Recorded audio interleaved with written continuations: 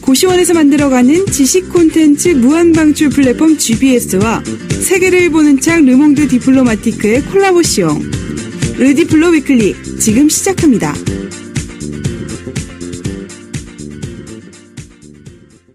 혼자 읽기 어려운 르몽드 디플로마티크를 같이 읽어보는 시간 르디플로 위클리 시작합니다. 예, 안녕하십니까. 여기는 저는 고시원입니다. 반갑습니다. 우리 멤버들 소개하는 시간입니다. 우리 주희 씨 나오셨습니다. 안녕하세요. 반가운 목소리로. 반갑습니다. 일주일 동안 뭐 하면서 지내셨습니까? 일하고 놀고 예. 생각하고 그렇게 지냈습니다. 그 복장이 굉장히 오늘 오늘 시원하시네요. 네, 날씨가 너무 좋아졌어요. 그래가지고 좀 가볍게 다니려고. 네. 아주 본격적인 봄이 됐는데 뭐 어디 가고 싶은 곳이나 이런 거 없나요? 있죠. 전 산에 너무 가고 싶은데. 산이요? 네, 여자 혼자 등산 갈 수 있는 곳 지금 검색 열심히 해보고 있어요. 그런 게 있어요? 여자 혼자 등산할 수 있는 검색 곳? 다 해볼 수 있어요. 여자 혼자 등산 가능한 곳 뭐 이런 거 있잖아요. 청계산 같이 가기 추천합니다. 싫어가지고. 네? 청계산 추천합니다. 아, 네, 감사합니다. 예, 그 정도인가요? 감사합니다. 알겠습니다. 그리고 우리 이장님 나오셨습니다. 네, 반갑습니다. 이장입니다. 예, 반갑습니다. 오늘 두 발이 아주 깔끔해진 모습으로. 두 발. 이게 다 청취자들이 확인할 수 없는 모습이기 때문에. 손톱도 네, 한번 네. 볼까요? 손톱이랑 왜 손톱? 다 깔끔해. 원래 네. 두 발과 손톱 같이 안 됩니다. 군대에서 오랜만에 중학교 고등학교 때 하던 거지. 나 이해 못했어. 갑자기 또 두 발 얘기하니까 또 손톱도 한번 봐야 될 것 같아요. 요새 날씨가 좀 많이 풀려서 슬슬 이제 다들 좀 변화, 뭐 주희 씨 복장이라든지 복장이요? 그쵸. 의상이라고 하죠. 네, 여자분들. 두발과 복장. 의상이나 복장이나. 네, 그런 것들 좀 개편이 있었습니다. 듣자 하니 이장님 뭐 새로운 코너를 준비 중이라고 하시던데. 근데 제가 전부터 좀 생각해오던 그런 팟캐스트가 있어서 예. 아직 구체적으로 뭐 제목이나 이런 것들이 가다듬어지지는 않았지만 아마 책에 대한 얘기를 하지 않을까 싶습니다. 분가하는 겁니까? 분가요? 예. 그 지금 표정이 제 앞 그 청취자분들께서는 모르시겠지만은 지금 예. 앞에 계신 총무님의 표정이 썩 꺼져 이런 나가주십시다 이런 표정이어가지고 지금 네 개편의 위험이 있지 않나 지금 예. 약간 좀 떨고 있습니다. 저런 눈치가 있는 친구가 아직까지 사태 파악을 못하고 장난이고요. 아무튼 뭐 이장님 포함해서 네. 여러분들이 또 새로운 분들이 될 것 같은데 네네. 새로운 코너를 준비하고 있기 때문에 많은 기대를 해주시기 바랍니다. 근데 약간 좀 부담되는 게 저를 제외한 지금 아직 가안이지만 팀원들이 다 여성분들이세요. 예. 그 주로 남성분들이랑 많이 대화를 해왔었었는데 방송도 그렇고 그래서 좀 막중한 책임감을 느끼고 있습니다. 아, 부럽네요. 네? 부럽습니다. 부담되시면 제가 기대해 주십시오. 알겠습니다. 딸아빠.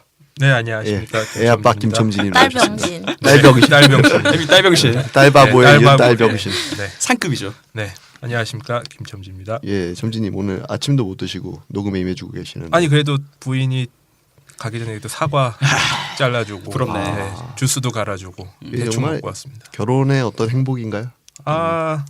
평소에 잘하니까 예. 네.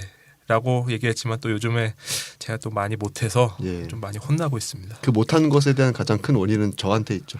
아닙니다. 그 다른 매일 같이 술 거 마시고. 다 제 불찰입니다. 해서 예. 여보 죄송하고요. 예, 사랑합니다. 갑자기 사과를 듣고 계시나요?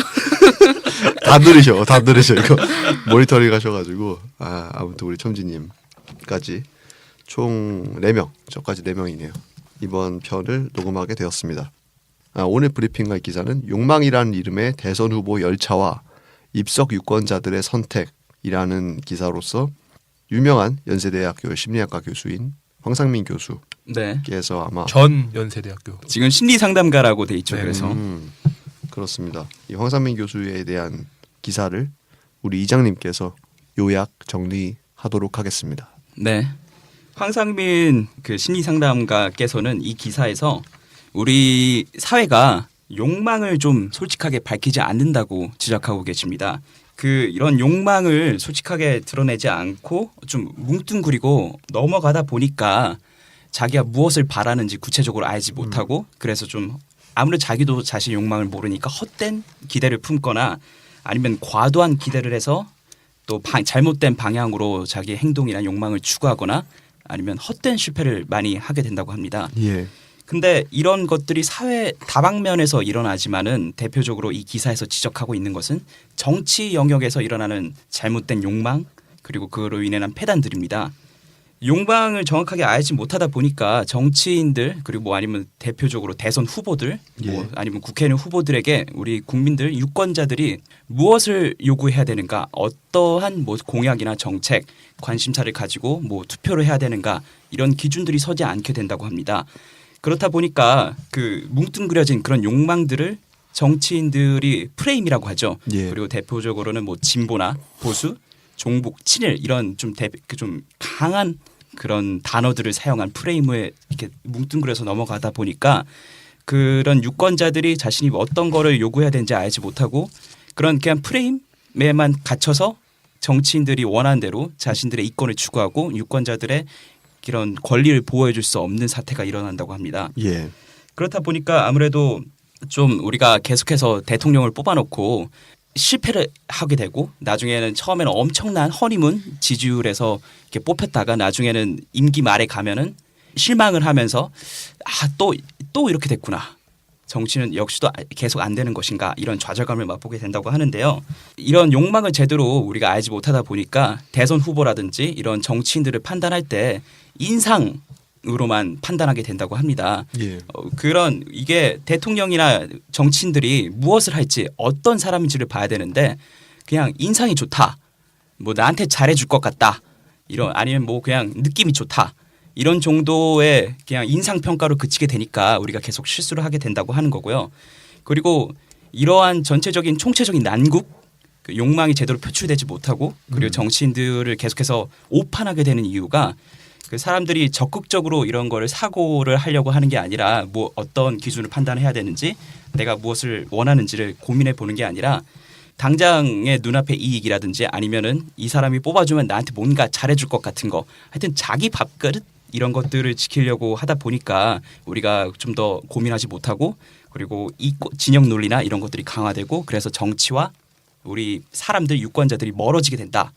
따라서 이런 것들을 좀 더 고민해 봐야 된다라는 기사였습니다. 그렇군요. 네, 그렇습니다. 그러면 이 기사에서 제가 한번 되묻는다면은 대선 후보 열차와 입석 유권자들의 선택인데 그럼 이 기사는 이 후보와 유권자들 중에서 어디에 포인트가 좀 더 맞춰져 있는 건가요? 아무래도 제목에서 보시면 아실 수 있지만 입석이라는 표현이 있습니다. 사람들이 자기의 욕망이라든지 기준이라든지 이런 걸 확고하게 자리를 잡고서 그걸 바탕으로 판단을 내리는 게 아니라 그냥 당장에 내 밥그릇 이익에서 갈팡질팡하다 보니까 예. 그냥 입석 선체로 계속해서 갈팡질팡하게 되고 그래서 민주주의라든지 그리고 정치인들의 이런 작태가 드러난다고 지적을 하는 기사이기 때문에 아무래도 우리 유권자들의 역할을 좀 더 강조하는 내용이 아닌가 싶습니다. 우리 첨지님 이 브리핑을 듣고 어떤 느낌을 받으셨습니까? 처음에는 개인의 욕망에 관해서 언급한 줄 알았는데 나중에 글 후반부에 가면은 이제 공동체의 욕망이라는 게 이제 나옵니다. 그래서 민주시민으로서 제대로 된 의식을 갖추려면은 개인이 원하는 본능을 뛰어넘고 공동체 욕망이 무엇인지 공유하는 일이 더 중요하다. 뭐 이런 식으로 언급을 하는데 지난달에 그 정치 샤머니즘 기사와 어떻게 보면은 좀 일맥상통하는 그렇죠. 포인트가 있다고 생각이 됩니다. 예. 그러니까 스스로 욕망하는 바를 좀 더 구체적으로 설명하지 않고 잘 모르고 알아보려고 하는 시간도 짧기 때문에 우리가 그 모든 것을 아까 얘기했던 정치 샤머니즘 그냥 추상화하는 거거든요. 좀 미신적으로 네. 원시적으로 다가가게 하려는 건데 초반에 보면은 그 연애에 대한 얘기가 나오지 않습니까? 예를 들면은 어떤 사람과 어떤 사람이 사랑에 빠졌을 때 저 사람이 좋은 이유를 물었는다면은 보통 각자 설명하려고 하는 이유가 다 다르겠지만은 이 부분을 이제 정치적인 부분으로 전조한 거죠. 현재 네. 전조한 건데 저는 뭐 욕망의 세분화가 이루어져야 된다라는 거잖아요. 정확하게 얘기하면은. 그렇죠. 그런데 지금 예를 들면 민주당에 나온 후보들 뭐 적폐청산이라든지 대연정이라든지 이런 단어들이 굉장히 구체성을 보이기가 어려운 단어들이거든요. 좀 정치적 수식어라는 비판이 있을 예. 수 있죠. 그러면 우리는 또 그 욕망, 그러니까 정치인들의 욕망에 의해서 우리의 선택은 뭔가 다 끌려가는 것이 아닌가, 첫 인상에 의해서 딸려가는 것이 아닌가 이런 식으로 하게 되는 이제 걱정을 이 심리평론가는 하고 있는 거잖아요. 네. 근데 그러면은 제가 여기 적어 왔는데 아까 얘기했던 최후에 나오는 구호들 진보를 뭐 종북이라고 한다든지 보수를 친일이라고 한다든지 이런 구조 자체가 굉장히 나약한 인간들의 공격 무기라는 말이 되는 건가요? 아무래도 그런 나약하다라고나 할까 이런 강도를 판단 내리기는 어려울 수 있겠지만은 그 본인의 주장이랄까 이런 것들이 신념이랄까 가치관 정체성이 확고하지 않기 때문에 통념이라든지 이데올로기라든지 이런 것들로 본인의 지위나 이런 뭐 아니면 자리 이런 것들을 강화하려는 시도라고 볼 수 있을 것 같습니다. 저는 이미 프레임을 이제 정하고 가는 거라고 생각을 해요. 이제 정치인들이 그 어떠한 프레임을 제시함으로써 아예 어떤 욕망, 자신의 프레임이나 어떤 욕망을 가지고 있지 않았던 사람들이 정치인이 제시하는 프레임 안에 들어가게 되는 거죠. 예. 그래서 그 안에서 구분을 하고 그 안에서 생각을 하게끔 되는 거라고 생각을 했어요. 그러니까 선거에는 다양한 이슈가 있는데 이 다양한 이슈들이 결국은 이 정치인들이 세워놓은 프레임으로 모두 이제 빨려 들어가는 느낌이 듭니다. 예를 들어 항상 선거에서 제일 중요한 이슈들이 이제 뭐 세금, 복지, 그다음에 뭐 부동산, 교육 등등인데, 그러니까 뭐 세금을 많이 걷어서 복지를 좀 하자 이렇게 되면은 이건 뭐 좌파 논리다, 뭐 종북이다, 네. 뭐 이렇게 가는 거고. 매도하죠 바로. 아니면 반대로 재벌들의 세금을 좀 그러니까 세금을 좀 줄이고 뭐 성장을 먼저 하자 그러면은 아니 이거는 또 친일 재벌 지주를 편드는 것이냐 또 이런 프레임으로 자연스럽게 흐르다 보니까 언제나 다양한 이슈들이 이 종북 아니면 뭐 친일 이 두 프레임에 항상 갇혀지는 느낌이 많이 들더라고요. 그러니까 질문권을 국민들이 가지고 있지 않은 게 되는 것 같아요. 결국에 그들이 다시 질문권을 우리한테 다시 던지는 거고. 저는 이 전체 기사를 봤을 때 선택 장애를 겪고 있다라고 말한다고 생각했거든요. 예. 그리고 선택 장애를 겪고 있는 이유가 욕망에 제대로 알지 못하기 때문에 자신들의 욕망에 대해서 알지 못하기 때문이라는 거라고 생각했는데 저는 서브웨이 샌드위치를 가장 먼저 떠올렸어요. 샌드위치요? 서브웨이 샌드위치. 서브웨이 샌드위치 보면은 빵 고르고 뭐 재료 고르고 소스 고르고 다 골라야 되거든요. 빵을 뭐 구워주네, 뭐 네네, 맞아요. 생으로 주네, 뭐 이런 거 있잖아요.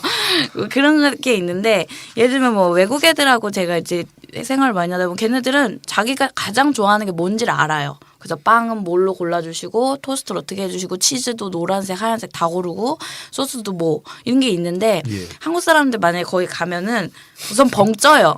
뭐 하지? 그 다른 사람이 뭘 고르는지 봅니다. 그죠?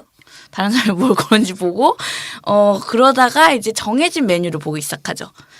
뭐 BLT 샌드위치 막 이런 거 보기 시작합니다. 결국에 그러다가 골라야 되는 순간이 오면은 다 넣어주세요. 제가 그렇습니다. 그죠? 다 넣어주세요. Everything. 아시죠? 예, everything 한답니다. 하죠. 그 다음에 나중에 받아보면 뭐가 나옵니까? 뭐 말도 안 되는 게 나와요. 그래서 이게 뭔 맛인지 모르는 게 나오거든요. 결국 그런 것을 지금 여기서 얘기하고 있다고 생각을 했어요. 그래서 우리가 왜 욕망에 대해서 모르는가라는 좀 생각을 해봤을 때 이 기사는 우리가 욕망에 대해서 찾아야 된다라고 하지만 왜 욕망을 우리가 갖지 않았는가를 좀 제가 생각을 해봤을 때 그 연습을 우리가 한 번도 해본 적이 없다고 생각해요. 그리고 욕망을 가지고 있는 사람에 대해서 까탈스럽다, 까다롭다 이런 것들로 좀 안 좋게 보는 시선들이 있잖아요. 예를 들면 나 베지테리안이야, 뭐 안 먹어. 욕망이잖아요. 어쨌든 그런 거에 대해서 너는 왜 융화되지 못하니? 너는 뭐 종북이니? 너는 뭐 뭐니? 이렇게 하면서 자꾸만 이제 그런 식으로 나쁘게 해석을 한단 말이죠. 그래서 욕망을 갖는 것에 대해서 우리가 나쁘게 보고 있다는 거. 예. 그리고 연습이 되지 않았다는 점을 좀 생각을 해봤어요. 그리고 뭐 그런 거 있죠. 욕망 찾기인가? 무슨 연습도 하잖아요. 남녀간에 여자들 뭐 뭐죠? 이렇게 뭐 갑자기 좀 야한 얘기가 좋았어. 있겠지만 그런 거 있잖아요. 여자들이 뭐 잘 못 느낀다든지 뭐 이러면은 예. 뭐 욕망 찾기 뭐 그런 거 있지 않아요? 제가 어디서 봤는데 그래갖고 자기 몸을 막 다 만져본다든지 뭐 그 포인트를 찾기. 네, 그런 거 있잖아요. 그런 것처럼 그런 연습이 안 된 거죠. 정치적으로 우리가 어떤 욕망을 가질 것인가, 그리고 어떤 욕망을 내가 요구할 것인가. 이해가 좀 빠르신가요, 이제? 제가 아니 말하고 저는 이해했는데 이게 데피니션이 안 돼가지고. 근데 아무튼 네. 그런 연습이 필요한 거라고 저는 생각을 했어요. 그러니까 사실 얼마 전에 그 박근혜 전 대통령이 탄핵됐다라는 것은 국민들이 그 촛불 시위를 하면서 아주 구체적인 열망을 표현한 것이었잖아요. 그렇죠. 그러니까 굉장히 구체성을 띠는 거예요. 박근혜 너는 내려와라라고 했던 아주 욕망의 지점이 정확한 포인트가 있었던 건데 지금 대통령 선거를 앞두고는 이 대선 후보들이 내놓는 슬로건 자체가 굉장히 추상적인데 그렇죠. 아까 근데 이장님이 얘기해 주셨던 자기 정체성 그러니까 어떤 그런 신념이랑 이런 것들이 좀 부족할 수도 있다라고 얘기를 하셨는데 저는 신념 자체나 그런 부분에 대해서는 그들이 있다고 생각하는 건데 그들이 구체적으로 내놓을 방법이나 혹은 그런 실력이 없기 때문에 그런 게 아닌가. 그래서 저는 지금 구축된 지지율을 보고 있으면은 문재인 후보가 가장 높잖아요. 근데 문재인 후보가 왜 지지율이 높지라고 생각했을 때 저는 박근혜 대통령이 탄핵된 것에 대해서 박근혜 가장 큰 경쟁자였기 때문에 네. 그런 반발 심리? 근데 그게 구체성을 띠는 건 아니잖아요. 그리고 안희정 지사나 이재명 시장이 각각 도전과 시정을 했을 때 그런 여러 가지 성과물들이 있으면서도 그것을 꺼내놓는 것보다는 안희정 지사는 지금 뭐 선의 네. 이런 말들로 사람들의 마음을 그건 사로잡는 어떡해요. 것은 너무 선의 추상적인 그것 때문에. 얘기고 또 반대로 계속. 이재명 시장의 적폐청산이라는 논리도 사실 저는 이 보수 진보를 싸잡아 비판하는 논리와 크게 다르지 않다고 생각을 해요. 왜냐하면 대통령 후보가 그러니까 대통령이 뽑힌다라는 것 그리고 구체화된 욕망을 발현해야 되는 지점은 미래적인 시점이잖아요. 네. 그럼 미래에 내가 무엇을 해야 될지를 합당하게 얘기를 해야 되는데 이번에 어제도 얘기했지만 그 민주당 후보 토론회가 있었잖아요. 후보 토론회에서 그 최성 고양시장이 나와서 세 사람을 아주 조목조목 공격을 하더라고. 근데 그런 부분들도 사실 여기 나오는 황상민 교수의 가르침 그런 지적에서 크게 벗어나지 않는 수준이거든요. 전혀 미래적이지 않아요. 그러니까 완전히 이전에 있었던 너희들의 잘못을 평가해 보니 너희들은 앞으로 욕망을 발산할 네. 인물들이 아니요. 이렇게 얘기하는 거거든요. 그러니까 우리가 따라하신 건 아니죠? 정치나 이런 투표를 할 때 우리가 주요 관심사가 누가 될 것인가만 관심을 가지지 어떤 사람이 돼야 되는지 어떻게 돼야 되는지는 고민을 안 해보는 것 같아요. 그리고 지금 문재인 후보가 1위라고 말씀을 해주셨는데 이런 문재인 후보가 지지를 받는 이유 중에 하나가 그가 어떠한 비전을 제시했다라기보다는 단지 그냥 이전 정권에 대한 거부감 예. 이런 거에 반발심으로 지지율을 확보하고 있는 거기 때문에 황상민 교수의 분석에 따르면 박근혜 대통령과 문재인 지금 후보 있죠. 예. 이 둘의 지지층이 그 기저 심리가 완전 일치한다고 하더라고요. 아니 그러면은 궁금한 게 트럼프를 뽑은 미국의 유권자들은 자신의 욕망에 충실한 걸로 봐야 되나요? 그러면? 저는 그런 면이 있었다고 봐요. 저는 확실히. 저는 미국을 위대하게 라는 표라는 것에서 되게 많은 것들이 드러나긴 했지만은 사실 장벽을 세운다든지 이런 구체성도 있었어요. 근데 그게 실현 가능성을 또 따져보면은 상당히 낮은 것들이었잖아요. 그래서 좀 이미지에 저는 많이 오히려 휘말려 들어갔다고 판단했었거든요. 당시에. 뭐 수식어라든지 수사라든지. 뭐 하나의 어떤 그것이 구체적이다, 추상적이다 이것을 판단하기에는 너무 많은 변수와 요소들이 그렇죠. 있었기 때문에 근데 그럼에도 불구하고 이게 선택을 하는 데 있어서 뭔가 그나마 주도권을 가지고 스스로 주도권을 가지고 선택을 했다고 생각하고 후회도 자기 책임이라고 이렇게 깔끔하게 받아들일 것 같아요. 요즘에 트럼프 지지했던 사람들 이렇게 방송에 많이 나오더라고요. 그래가지고 얘기하는 거 들어보면은 그들이 왜 트럼프를 뽑았는지에 대해서 각자의 이유가 있어요. 그러니까는 예. 뭐 일반적으로 뭐 내리는 여러 뭐 칼럼들이 있겠지만은 칼럼들에서 막 얘기를 많이 하지만 각자의 이유들이 있더라고요. 뭐 그는 아무도 건드리지 않았던 나의 문제에 대해서 얘기했다고 얘기하는 유권자들도 꽤 많았고, 그러니까 나름대로 이유가 있었다고 생각을 하고요. 근데 하지만 그래도 그 미국 대선도 결국에 프레임 같은 것들이 작용을 당연히 하죠. 그러니까 이미 이민자들에 대해서 생각을 하지 않고 있었는데 그냥 잘 살고 있었는데 그들이 우리에게서 힘을 빼앗아 간다라는 프레임을 우선 트럼프가 심어줬잖아요. 그 이슈를 가지고 왔고 그래서 뭐 여러 가지 프레임들이 작용을 하긴 했겠지만은 그래도 그 안에서 나름대로 주도권을 가지고 각자의 선택을 하지 않았나라고 생각을 해요. 그러니까 어차피 다가오는 우리나라에서의 선거도 있고 뭐 프랑스도 대선이 있고 최근에는 네덜란드도 총선이 있었지만은 각자 유권자들이 얼마나 욕망을 발휘하느냐. 그 욕망이란 단어부터가 일단 너무 거대한 단어긴 하거든요. 그러면은 저는 이래야 되는 것 같아요. 제가 내린 결론은 유권자들이 어떠한 포인트를 각자 설정해서 뭐 그걸 욕망으로 치환해도 좋고 그런 부분을 설정해서 사람을 찍어야 되는데 가령 우리나라 현재 문제점 그러니까 대통령 선거를 실행하면서 우리가 고칠 수 있을 문제점 혹은 여태까지 발견되었던 문제점은 여전히 저는 제왕적 대통령제라든지 뭐 그리고 지금 제왕적 대통령제로 무너진 이 상황에서 너무 단기간에 선거를 펼쳐야 하니까 사람들이 아주 구체화된 욕망을 발현하지 못하는 이 시스템.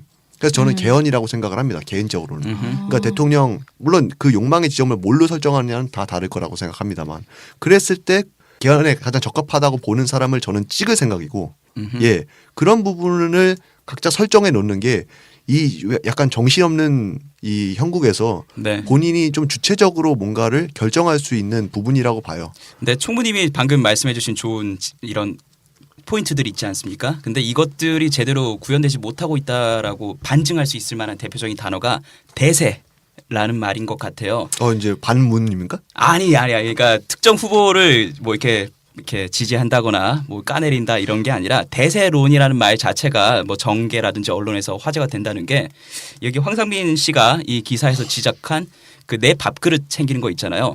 이 심리의 기저를 좀 더 들어가 보면은 그러니까 내가 이득을 본다. 그 이전에 적어도 다른 사람보다 손해는 보지 말아야겠다. 이러한 좀 얄팍한 심리가 있는 것 같아요. 그렇다 보니까 내가 손해를 보지 않으려면 어떤 판단을 해야 되느냐라고 생각했을 때 일단 다른 사람들이 많이 뽑은 사람 대세를 쫓아가야지 내가 손해를 덜 보겠구나라는 심리가 있는 것 같아서 대세론도 있을 수 있고 또 이러한 휩쓸림 같은 게 있어서 또 진영 논리가 점점 더 공고해지는 것 같습니다. 그럼 안 좋은 거잖아요. 그렇죠. 지금 그 대세를 둘러싸고 벌어지는 모든 일들은 굉장히 안 좋다라고 말씀하시죠. 그러니까 그 후보 자체의 자질이 변명하지 마세요. 그냥 확실하게 입장을 정하시죠. 여기서.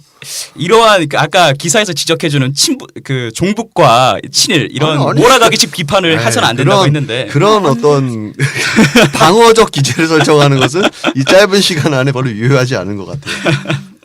어쨌든 저는 이 욕망 이게 이분이 기사에서 조금 더 이렇게 얘기를 해주셨어요. 욕망에 대해서. 저는 이 부분에서 더 좋다고 생각을 했는데 결국에 세분화하라고 하잖아요. 욕망을 세분화하고 그리고 불의가 뭔지를 알고 공동체의 시민들이 함께 공유할 정의가 무엇인지를 알아야 한다. 그러한 욕망을 세워야 한다라고 얘기를 하고 있는데 저는 우리가 대선 후보들에게 원해야 하는 그런 욕망이 어때야 하는가를 이분이 이미 얘기를 해주고 있다고 생각하는데 맨 처음부터 얘기를 하는 게 뭐 연애할 때 어떤 점이 좋으세요? 성격이 좋아서요. 대화가 잘 통해서 이런 이렇게 안 좋아 보이는 그런 모호한 욕망들과 그리고 능력이 있어서요. 뭐 돈이 많아서요. 잘생겨서요. 뭔가 뚜렷해 보이는 욕망들.